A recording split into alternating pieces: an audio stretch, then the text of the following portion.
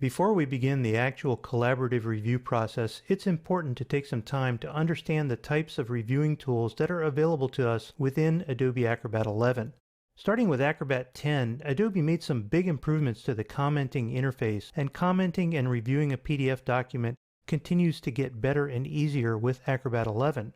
All the commenting tools are in the comment pane here on the right. So if we click on Comment, we can see all the tool categories that are related to a reviewing workflow. In this video, we'll focus on annotations. We're looking at the document newsletter.pdf, which is located in the working files. This is a draft of a document that will be sent to members of the Central Florida Ornithology Organization, and right now it's in the review process. While it's in review, we can use the annotation tools to add comments and make suggestions related to the content of the document.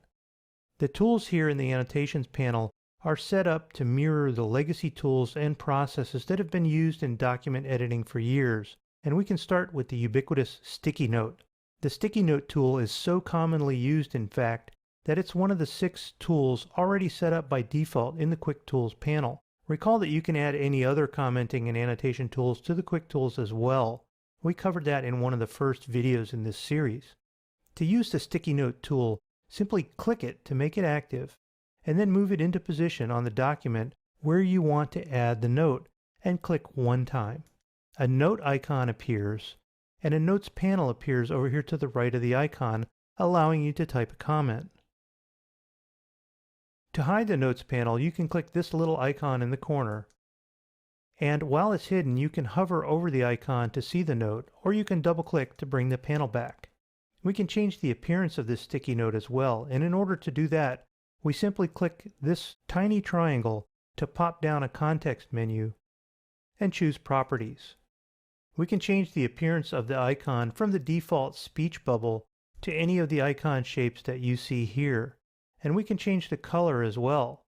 If you want your sticky notes to be a blue color, you can make that change right here. You can even change the opacity if you prefer.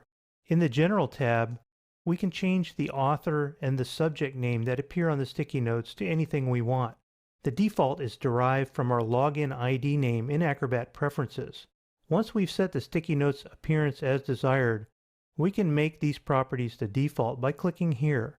And once we click OK, notice not only the update to the note, but also the update to the tool panel itself.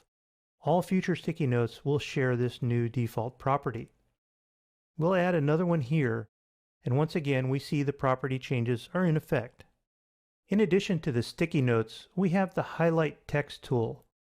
And when we use this tool to drag across some text, it's highlighted with a yellow color. Now that doesn't necessarily communicate what we meant by highlighting this text, so we can hover until we see the cursor change, and then double-click, and that brings up another message box in which we can add some explanation for our highlight. Again, within this message box, we can click the triangle icon to get the context menu, choose Properties, and here we can change the text highlight color and so forth. New in Acrobat is the Text Comment tool. This tool allows you to add text anywhere in the document simply by clicking, and you have some basic formatting capabilities as well. You can change the color, the font face, and the font size as you work. In addition to the text notation tools, we can actually attach files. If we use this tool, we see a pushpin icon, and if we click in our document, it will allow us to browse for a file. We'll choose nestingdata.xls, which is an Excel worksheet that's located in Chapter 7 of the Working Files. We have an option to set the icon and the appearance as we want, and when we click OK, the file is added as an attachment, and it's accessible right here from this paperclip icon. If we double-click, we can click through the warning, and Excel will launch and bring us that file right to the front. If we feel very ambitious, we can even add audio annotations and notes. If we click this tool and then pick a spot in our document, We can click and a sound recorder is launched that will allow us to record a sound bite right here on the spot. Alternatively, we can click the Browse icon to add a sound clip from a file. We'll cancel out of that.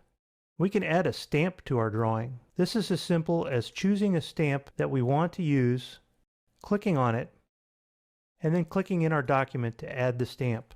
We'll look at stamps in detail in a future video. In the second row of icons, we have a series of text editing icons that are very much in the style of old school editors' marks. The first one here is Insert Text. And if we choose this tool, we can click anywhere in the text and we can add the text that we want. If we close the box, we're left with the caret symbol in the text indicating an editor's insertion point. We can zoom in a little bit so you can see that better. And here's the caret insertion point. We can hover over this to see the inserted text, and we can double click to get our text box back. We'll go ahead and minimize these notes. Next to the insertion point, we have the Replace Text tool, which is essentially a strike-through followed by an insertion.